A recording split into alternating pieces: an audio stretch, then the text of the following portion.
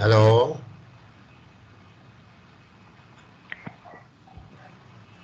कैसे हो सब? चलो ठीक है, आप मॉर्निंग बताओ। सर। हाँ, आर यू सर फीलिंग ठीक, गुड? आप बताओ। आपके क्या there is rainy season in your area और dry area? Sir rainy there season. Is sir rain it's in your rainy. Area? बारिश यस पड़ सर। रही है? Yes sir. हाँ, it means the rainy season has started late ना. It will be extended up to September also. हाँ? Yes sir. So this is good for the crops, or this is will be the crops will be damaged by it. क्या ये crops के लिए ठीक है? Good morning sir. Good morning, good morning. तो मैं ये कह रहा था कि ये जो बारिश है, these rains which have started late, ठीक है ना? पहले actually they must have started in the July, ठीक है ना? But it started late in August. तो क्या ये ठीक है? This is good for the crops और this are harmful to the crops? बताओ ना कोई। आवाज आ रही मेरी? हार्मफुल है इस टाइम। हैं? दिस इज हार्मफुल है। अच्छा, आपने ना सब वीडियो ऑन कर लो। You get your video on. अभी आपसे बातचीत भी करेंगे ना, थोड़ा कुछ और भी। हाँ, you get your videos on.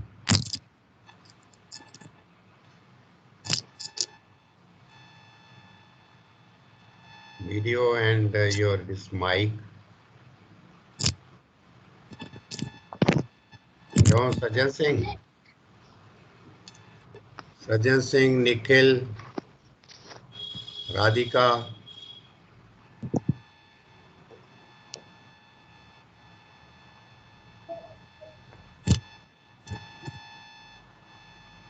हाँ, यस, अंकिता has come. हाँ, राधिका।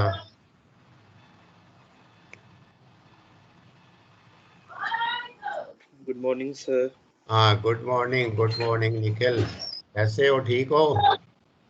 स्वाति ठीक हो? Are you feeling well Swati? Yes sir. हाँ, then Sajjan Singh is there also. Parki, yes, yes good. Sir.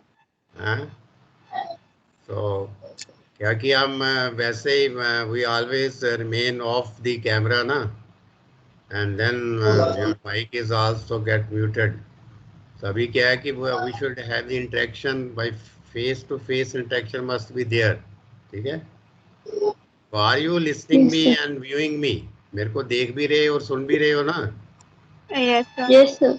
हाँ, तो मैं था, I was discussing with you because the rainy season has started late, ठीक है ना? बारिश जो आपके भी एरिया में बारिश लेट स्टार्ट हुई है, तो whether this rainy season is good for these crop crops, particularly this rice, or it is harmful to the crop?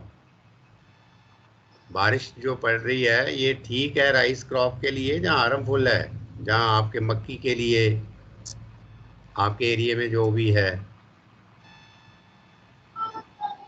Sir इस टाइम हार्मफुल है हाँ, के लिए।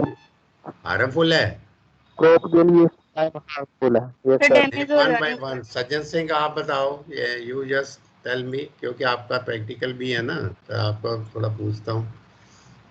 You tell me Sajjan Singh, आप सर बताओ कि harmful आपके एरिया में अभी क्या राइस क्रॉप लगी हुई है? हाँ जी सर। राइस है आपके एरिया में सज्जन सिंह? हाँ जी सर है। हाँ, तो क्या ये उसके लिए हार्मफुल है, जहाँ this is beneficial to the crop? Sir rice के लिए बेनिफिशियल है और सर बाकी मेज के लिए सर हार्मफुल है। हैं? राइस के आवाज लिए पूरी नहीं आ रही। हैं? बेनिफिशियल है राइस के लिए और मेज के लिए हार्मफुल है। राइस के लिए हार्मफुल है और किसके लिए यूजफुल है? नहीं सर, राइस के लिए नहीं, अच्छा बेनिफिशियल है। अंकिता अंकिता आप बताओ, you just tell me. Sir rice के लिए अच्छी है क्योंकि राइस ज्यादा वाटर की कंजप्शन करता है। बट जो मेज है वो इस टाइम उसमें क्योंकि वो मेज के लिए नहीं है, क्योंकि मेज ठीक बताया अंकिता ने।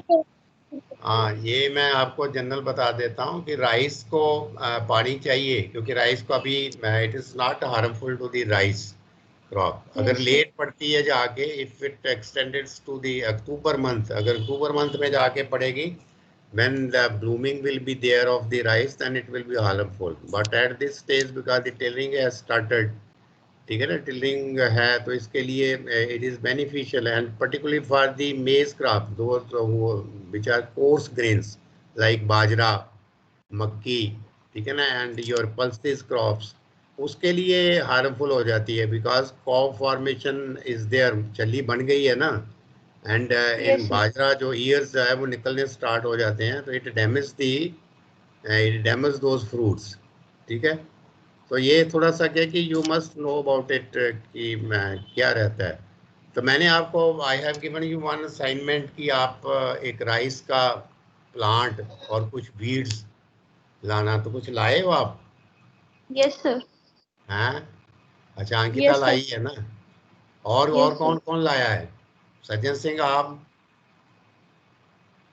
स्वाति, दिखाओ इस पे मेरे को कैमरे पे कुछ। Swati, no sir. नहीं लाए सर? ये वीट था सर, 2 टाइप्स ऑफ वीट। पहले ये अंकिता का देख लेते हैं ना। ये आपने प्लांट लाए हो या ये इसको कहीं आपने, यू हैव फिक्स्ड इट? अभी आपने व्हाट्सएप में भी भेजा है ना? यस सर, मैंने आपको पिक खींच के भेजी थी। अच्छा, तो ये आप ये देखो, ये जैसे ये अंकिता दिखा रही है, तो ये आप पहले राइस का प्लांट दिखाओ। You just show me the rice plant जो राइस है। सर लीव्स है मेरे पास, लीव्स है मेरे पास राइस पूरा। तो लीव्स अभी यही हमें देखना था ना। अगर आप प्लांट लाते हैं ना, तो इससे we identify we actually come to know the stage कि किस स्टेज में अभी राइस प्लांट है। तो मैं इसलिए तो आपको सर इतना सा है ये। अच्छा, क्योंकि इससे ये पता चल जाता है कि इसकी जो टिलरिंग स्टार्ट, क्योंकि ये मैं इसलिए देखना चाहता हूँ, I want to see it and want to show you कि at what stage this rice plant is now, ठीक है ना। पंजाब में, हाँ सर यहाँ पे अभी ऐसे ही है, लीफी स्ट्रक्चर से है अभी राइस, इससे ज्यादा नहीं है। अच्छा, तो आप और नहीं, बाकी नहीं लाए? स्वाति, आप नहीं लाए? सर एक ये वाला वीडियो। No sir. अच्छा, नहीं मैं देखता हूँ आपके, अंकिता भी देखता हूँ मैं आपका, इनको पहले पूछ लूँ ना। तो क्यों नहीं लाए? आपके उस एरिया में नहीं है? हैं? ये तो बड़ा मैंने आपको माइनर सी असाइनमेंट दी है, कोई ज़्यादा तो दिया नहीं है कि एक प्लांट ही लाना है आपको राइस का, और वीड्स लाने हैं कि क्या है। जब तक आप जाओगे नहीं फील्ड में, if you will not go to the field, and then how you will identify, आप फार्मर्स को क्या बताओगे, ठीक है ना। ये दिस स्टडी आपको पहले मैं बता चुका हूँ। I have told you in the beginning also when I took your early sessions कि जो एग्रीकल्चर है, if you that is in the field, not in the classroom. ये मैं बार बार आपको कहता हूँ कि you should be a practical man, not a theoretical man. जब तक आप, if you will not go to the field, you have to come in contact with the farmers, ठीक है ना। आपको फार्मर के साथ काम करना है, फार्मर्स को बताना है, ठीक है ना। तो अभी ये तय किया कि ये ऑनलाइन हम स्टडी कर रहे हैं, we are going to the online study, तो इसका it doesn't have that much value कि जब तक आप, if you go to the field and don't identify the plants and don't identify the weeds which I have given you the assignment, तो the purpose is forfeited. मैंने आपको कहने का मतलब यही है, I am saying you forcibly also कि आप जाओ, ये मेरा मकसद, मैं व्हाट वाज माय पर्पस कि आप इसी से आप फील्ड में जाओगे और देखोगे। अब मैं आपको राइस पढ़ा रहा हूँ, I am studying you rice, और राइस आपको पता ही ना हो कि क्या है, तो फिर then what is the use of that. आपके सामने राइस लगा हो तो आपको पता ही नहीं होगा कि राइस क्या है, ठीक है ना। That should not be there. मतलब ये क्या है कि you should have the attachment with the plants. आपकी प्लांट्स के साथ अटैचमेंट होगी तो तभी आप सीखोगे ना। Day by day you will get learn from the plants. जैसे आप देखो प्लांट की ग्रोथ होती है, आप बच्चे की जैसे ग्रोथ होती है, आप प्लांट की भी ग्रोथ होती है। आप अर्ली स्टेजेस को देखो, जब आपने राइस की नर्सरी सोइंग की तो नर्सरी सोइंग से लेके उसके ट्रांसप्लांटिंग स्टेज अब आ गई है, सॉरी ट्रांसप्लांटिंग स्टेज आई, फिर ट्रांसप्लांटिंग स्टेज के बाद आपने उसको ट्रांसप्लांट किया, और अब उसके बाद भी इवन देन आफ्टर ट्रांसप्लांटिंग एक एक महीना हो गया है, ठीक है ना। तो what is the growth going on, क्या उसमें चेंजेस आ रहे हैं, मॉर्फोलॉजिकल कैरेक्टर्स चेंज आते हैं। आप देखोगे कि आपने एक प्लांट लगाया, पर हिल 2 प्लांट्स लगाए, अब वो प्लांट से टिलरिंग स्टार्ट हो गई, एंड देन टिलरिंग स्टार्ट होने के बाद number of branches have generated there, और फिर उसी से ईयर स्टार्ट हो गई। यही तो आपको बताना है, because in your practical also yield components हैं कि how the yield is measured, how this crop production is affected if there is no growth of the crop। तो यही चीज़ें जो है you will come only to know when you will go to the field and visit the plants।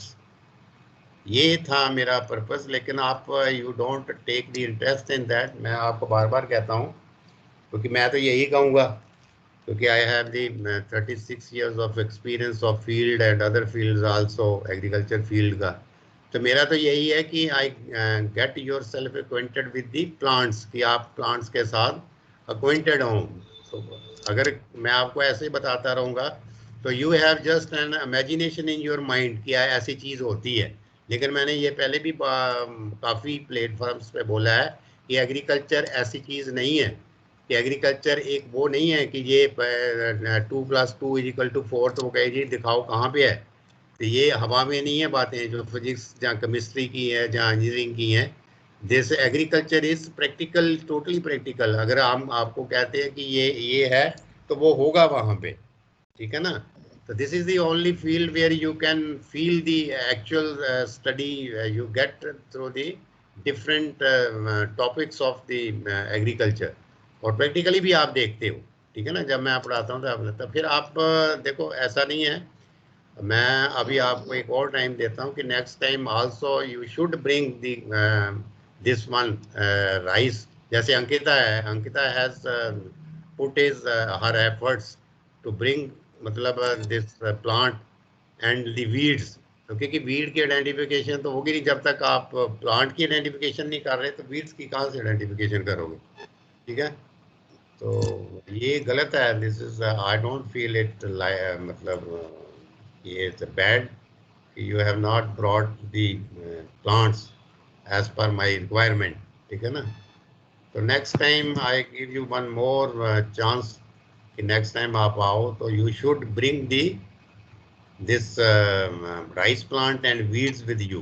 तो तभी हम study करेंगे ना, how we will then study. इसमें हाइपोथेटिकल स्टडी करते जाएंगे, ठीक है। तो ये ठीक है। आज आपका यही है कि आप देख रहे होंगे कि आपका जो प्रैक्टिकल है, this practical session is there for 2 periods। तो इसमें अगर आप if you go through by this syllabus, तो इसमें यही है कि how to grow the rice nursery and then transplanting, ठीक है ना। तो इसमें है देन अदर जो क्रॉप्स हैं आपकी, जैसे सोयाबीन है, मूंग है, उसकी भी सोइंग करनी है। Then एक आपका another subject is sorry this practical is कि what is the effect of the depth, ठीक है ना, on germination of seeds, कि सीड को किस डेप्थ पे लगाया जाए तो उसका क्या इफेक्ट रहता है जर्मिनेशन पे।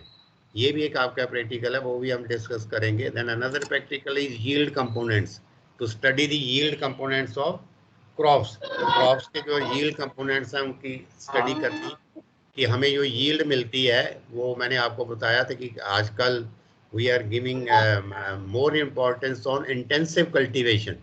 आपको ये 2 वर्ड्स दिए थे ना मैंने, intensive cultivation and extensive cultivation.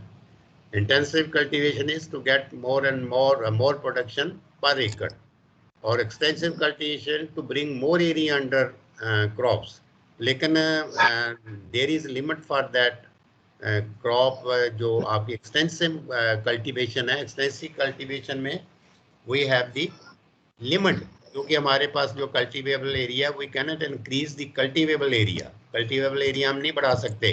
So then the one only the leftover option with us is to have the intensive cultivation. Intensive cultivation means to increase the yield per acre. हमें 1 एकड़ में ज़्यादा से ज़्यादा yield लेनी है. तो ज़्यादा से ज़्यादा yield लेने के लिए क्या करना पड़ेगा?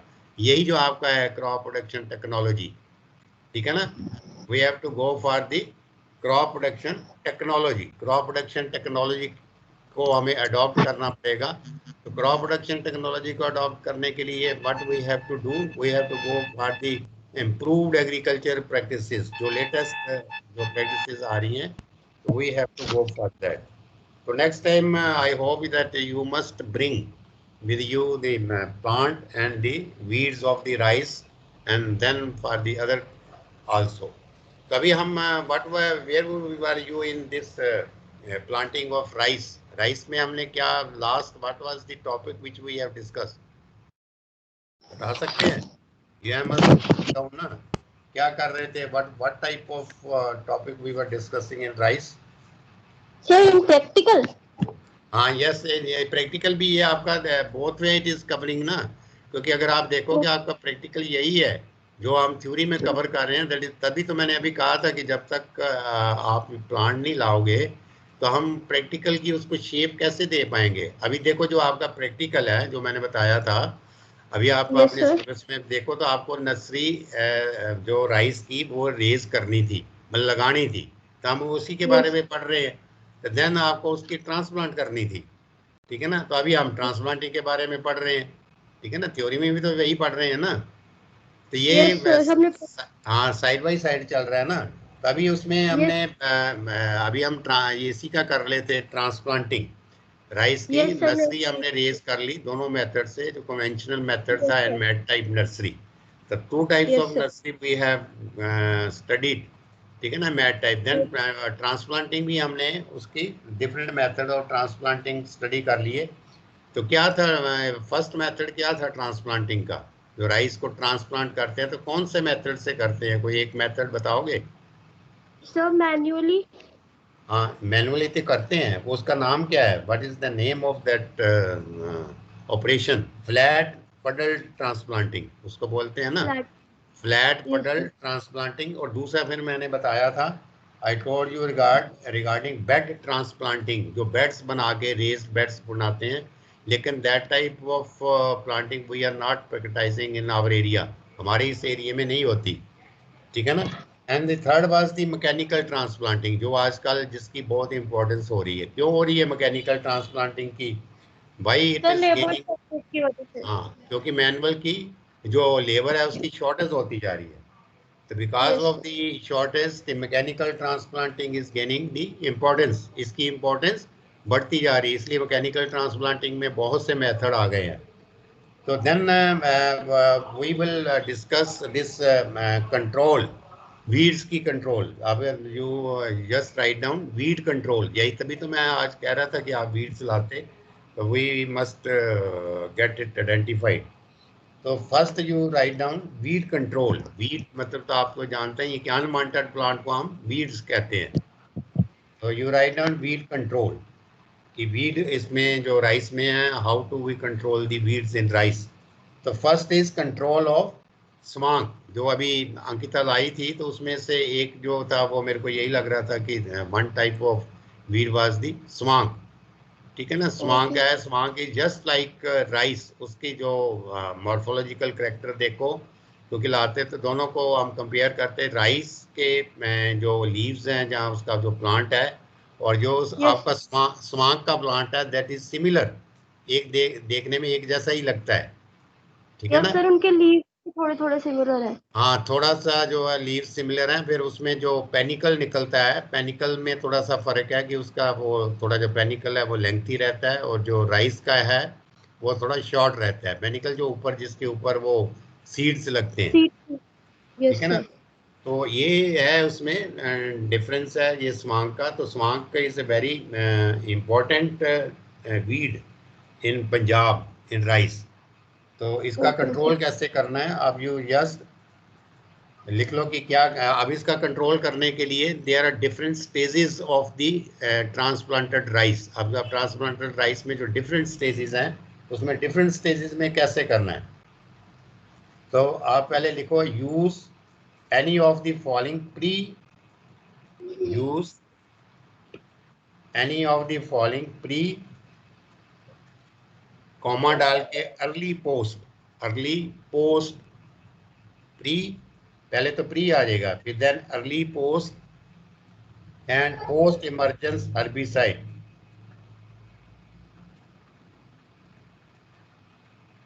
तो ये मतलब 3 टाइप के हर्बिसाइड्स हैं। फर्स्ट इज प्री, ठीक है ना, then is early post and then post emergence, ठीक है ना।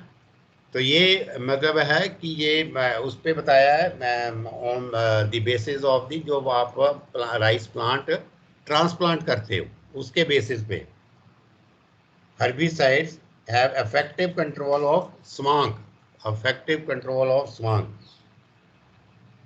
तो स्वांग का जो बोटेनिकल नेम है ये भी आप लिख लोगे, क्योंकि कई बार आजकल उसमें जो है बोटेनिकल नाम ही दे देता है एग्जामिनर। तो उसका है आप ECHIN OCHLOA, इसको आप प्रोनाउंसिएट करो कि क्या होगा। ECHIN OCHLOA। तो क्या होगा, इकनोक्लोवा, ठीक है ना, इकनोक्लोवा। और फिर आगे है क्रस गली, CRUSGALLI,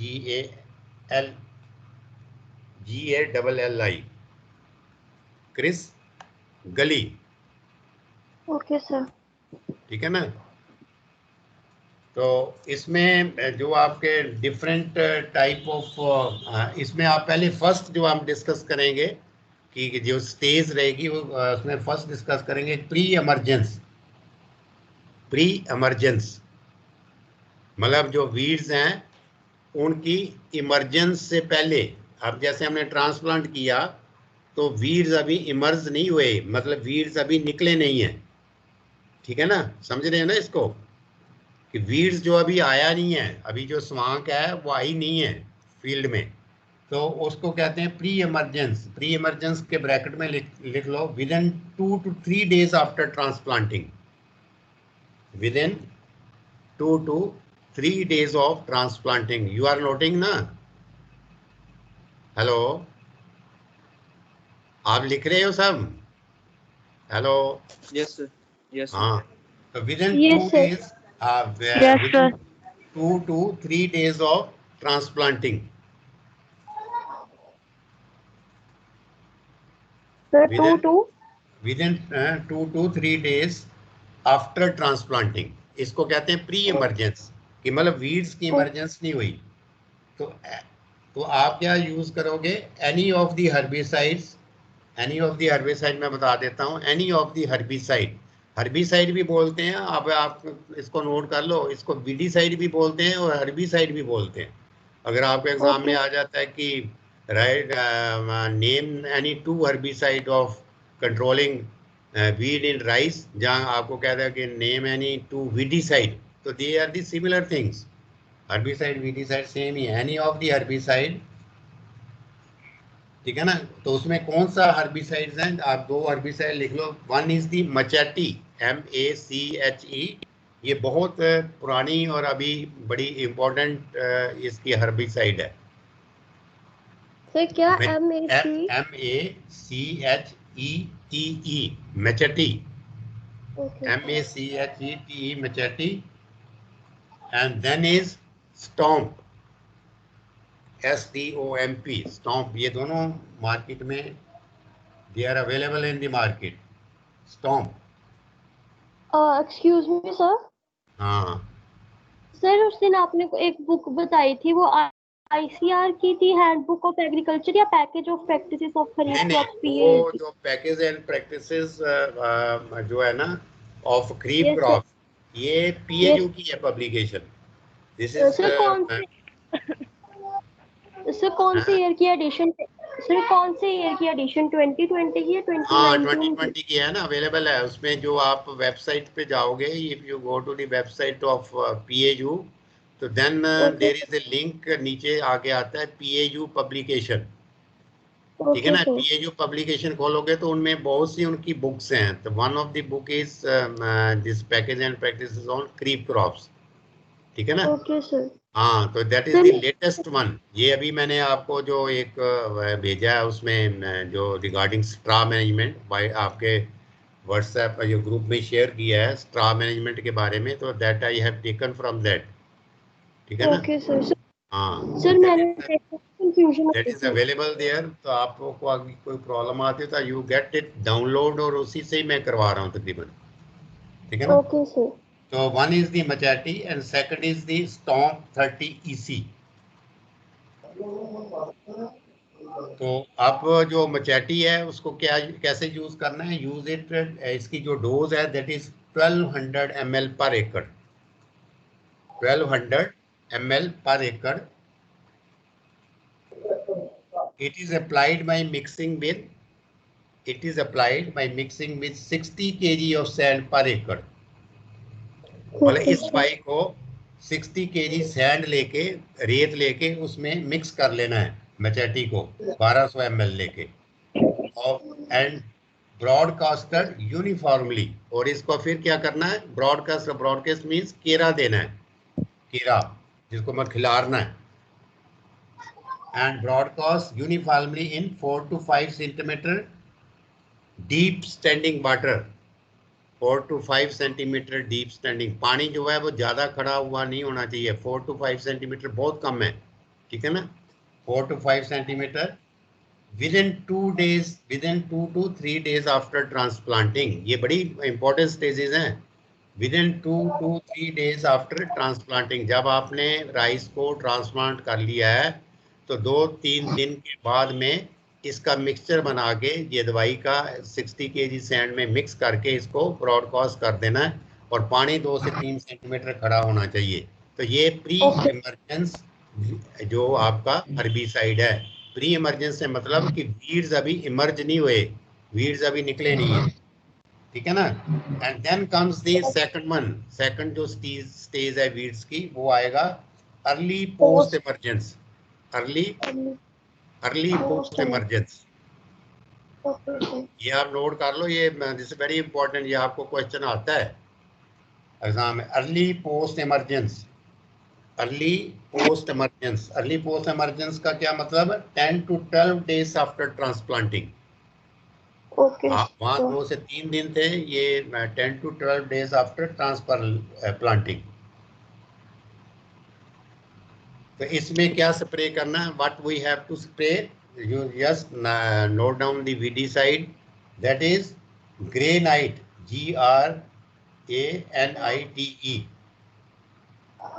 GRANITE. Granite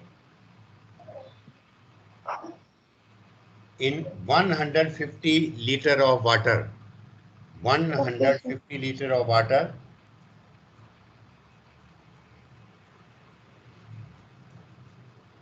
Particularly in the fields where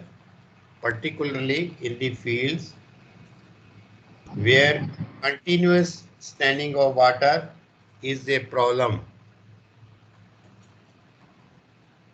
क्या सर? Continuously, आप लिखो particularly in the fields where continuous standing of water is a problem.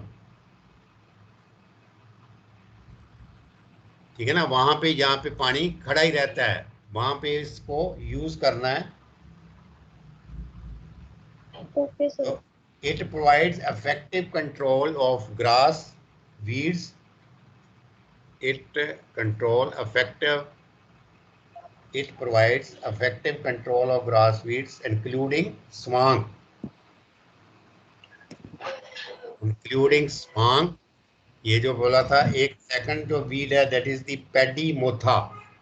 Paddy motha. ये आप मोथा जो देखा होगा ऊपर उसका जो है ना बड़ा डेंस सा रहता है, ऊपर 4 बड़े होते हैं, मतलब 4 जो ऊपर से क्रॉस करके निकले होते हैं, उनके ऊपर जो ब्लूम्स हैं. Okay sir. Paddy Motha and broad leaf weeds and broad leaf weeds.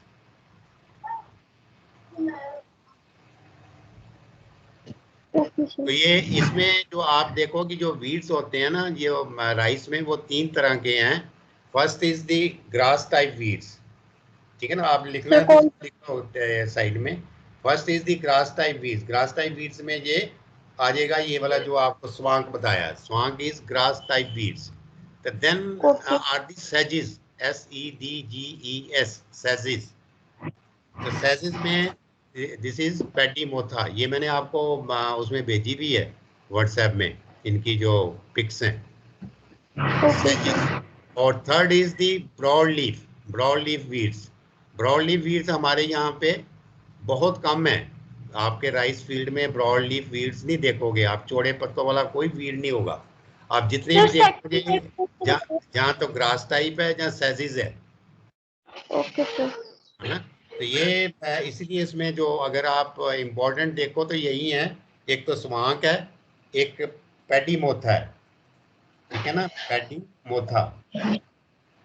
तो ये इसमें है. और एक दूसरा है, एक और भी होता है. ये पैडी मोथा को हम ये भी कहते हैं छतरी वाला डीला. छतरी वाला डीला, इसको हम ये भी कहें. ऊपर छतरी टाइप बनी होती है उसकी. तो ये है, हम यहाँ पे ये आ जाते हैं कि मैं ये आपको बताया था कि अर्ली पोस्ट इमरजेंस, तो इसके लिए ये इफेक्टिव है. ठीक है ना. तो do not spray the herbicide in the standing water. Do not spray the herbicide in the standing water.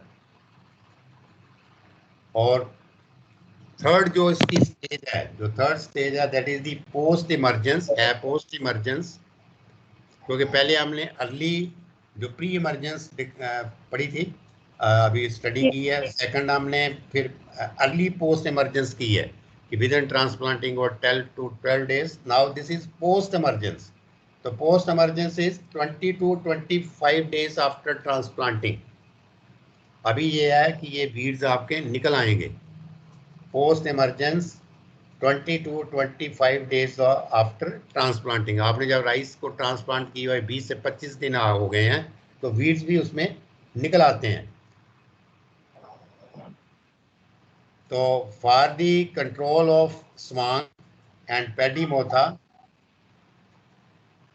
For the control of swank and paddy motha, apply post emergence spray of, apply post emergence spray of. आप लिख लो weedicide का नाम. Post emergence spray of, जो वीडीसाइड का नाम है that is nominee. NOMINEE. Nominee. Okay sir. Nominee इसको डालना है 100 ml पर एकड़. 100 ml इसका स्प्रे करना है. हाँ, 100 ml पर एकड़. Okay sir. और जहाँ अप्लाई करना है, और apply rice star sorry, 2 chemical में से कोई कर सकते हैं. Second chemical is rice star 6.7 EC. Rice star 6.7 EC. ये अपना माइक कर लो ना बंद. Rice star 6.7 EC at 400 ml पर एकड़. 400 ml पर एकड़.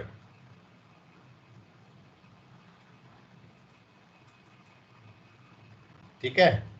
तो नेक्स्ट इज कंट्रोल ऑफ सेजिस. जो आपने मैंने बोला था कि second category of weeds, control of सेजेस and broad leaf weeds, control of sedges and broad leaf weeds. For control of sedges, sedges को कौन सा वीड आएगा? पेडीमोथा and broad leaf weeds, sedges में पेडीमोथा एंड ब्रॉड लीफ वीड्स में कौन सा आएगा? ग्रिल्ला, GHRILLA. ब्रॉड लीफ वीड है, one type of broad leaf weed is ग्रिल्ला, GHRILLA, ग्रिल्ला. तो इसमें स्प्रे करना है, you have to spray to control this weed. उसका स्प्रे का नाम है, हर्बिसाइड का नाम है अलग्रिप, ALGRIP, अलग्रिप. नोट कर रहे हो ना? Are you noting? Hello? Yes, sir. Yes, sir. Algrip, ALGRIP, Algrip 20WG. इसकी जो कंसंट्रेशन है दैट इज 20WG. तो इसकी what will be it's dose? It is 30 ग्राम पर एकड़, 30 ग्राम पर एकड़.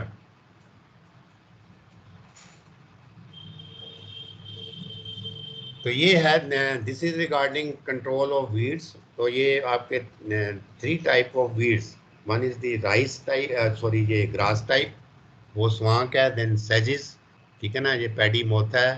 And then the broad leaf जो वीड है दैट इज ग्रिल्ला.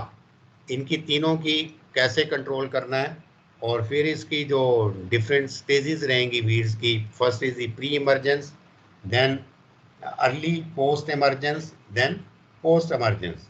ठीक है ना? तो ये है. Now we will discuss regarding this irrigation. जो इसको राइस है, इसको आपको how you have to irrigate the rice, आपको राइस को इरिगेट कैसे करना है. तो यू जस्ट राइट डाउन कि आपको पता है कि इसमें राइस में आजकल टू सेव द वाटर, क्योंकि it requires lot of water. आपका ये एक राइस की बड़ी एक देयर इज ओल्ड प्रोवर्ब जो है वो ये है कि राइस को हमेशा पानी चाहिए. आप देखो कि ये तो एक तो तैयार भी, जो राइस जो तैयार होता है वो पानी में ही होता है ना. यू ट्रांसप्लांट इन दी पडल्ड, अगर राइस बीजते हो तो आपको स्टैंडिंग वाटर में इसकी ट्रांसप्लांटिंग करनी पड़ती है. Then when you get it, it's harvesting, harvest करते हो तो जो चावल बनाते हो तो then you cook in the water, पानी में ही बनाते हो ना. तो उसके बाद में व्हेन यू ईट इट तो ये डाइजेस्ट हो जाते हैं और फिर इसका पानी बन जाता है. ठीक है? तो मतलब ये है कि ये it requires lot of water. मतलब अगर आप एक दाना, इफ यू कंट्रीब्यूट, अब यू सी कि 1 ग्रेन ऑफ राइस, तो ये how much water it use. इसमें एक ग्रेन बनने में बहुत सा पानी लगता है. उसके बाद मेरे पास डाटा नहीं है अभी, that data is not available, but it consume lot of water to get it converted into grain. आप इसको नर्सरी सोइंग से लेके transplanting and then up to the harvesting stage, एक जो ग्रेन है, एक ग्रेन प्रोड्यूस करने में ही lot of water is consume. तो इसका मतलब है कि we have to save the water for its cultivation. अगर हम इसकी कल्टीवेशन कर रहे हैं तो we have to use the safest this judicial use of water. तो first is you write down कि keep the water standing continuously in the crop for 2 weeks. Keep the water standing continuously in the crop for 2 weeks after transplanting. 2 सप्ताह के बाद में you have to keep the water standing for 2 weeks so that the seedlings are properly established. क्यों करना है कि जो आपकी सीडलिंग्स हैं वो प्रॉपरली उसमें एस्टेब्लिश हो जाए.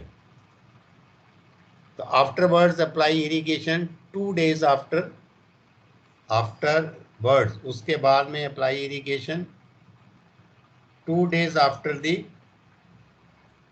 Water has infiltrated into the soil. लिख रहे हो? Are you noting? Hello hello. Yes, sir. हाँ, बीच Yes, में आपका sir. कोई रिस्पॉन्स नहीं आ रहा है ना Yes, आपका। sir. तो मतलब ये है कि ये देखो, जो मैं कह रहा है कि पहले आपको पानी जो है उसमें खड़ा रहना चाहिए 2 से 3 वीक्स तक, 2 वीक्स। उसके बाद में फिर आपको इरिगेशन कब देनी है? After apply irrigation 2 days after the water has infiltrated. Infiltrated means कि जब पानी नीचे जमीन के अंदर चला गया है, उसके बाद आपको 2-3 दिन बाद पानी देना है। पानी को नीचे जाने दो, ठीक है ना। 2 दिन पानी उसमें खड़ा रहेगा, सॉरी 2 वीक्स। उसके बाद पानी नीचे चला जाएगा जमीन के अंदर, और फिर उसके 2 से 3 दिन बाद आपको पानी देना है, ठीक है ना। टू सेव इरिगेशन वाटर, ये आप पे बड़ी इंपॉर्टेंट है जो आगे लिखना। To save irrigation water, irrigate with, to save irrigation water, irrigate with tensiometer, TENSIO, irrigate with tensiometer। tensiometer से हम मेजर करते हैं उसकी जो सॉइल की जो पानी उसमें वाटर कंटेंट कितना है, ठीक है ना। To save irrigation water, irrigate with tensiometer installed at 15 to 20 centimetre soil depth. आपने टेंशियोमीटर फील्ड में लगाना है, टेंशियोमीटर। उससे आपको पानी का पता चलेगा कि इसमें मॉइस्चर कंटेंट कितना है सॉइल में। 15 to 20 centimetre soil depth at soil matric tension of, ये टेंशन उसमें मेजर करता है। Soil matric tension of 150 plus minus 20 centimetre, 150 plus minus 20 centimetre. और when water level in tensiometer enters, water level in tensiometer enters yellow strip। उसमें अगर आप टेंशियोमीटर हमारे पास नहीं है, I will get it range, तो मैं फिर आपको कभी दिखाऊंगा जब when there will be the offline classes कि ये टेंशियोमीटर क्या होता है। तो इसमें ये लिख रहे हैं कि मैं टेंशियोमीटर एंटर्स येलो स्ट्रिप, वहाँ एक येलो स्ट्रिप में पानी वहाँ टच कर जाता है, तो इसका मतलब कि we have to irrigate the field.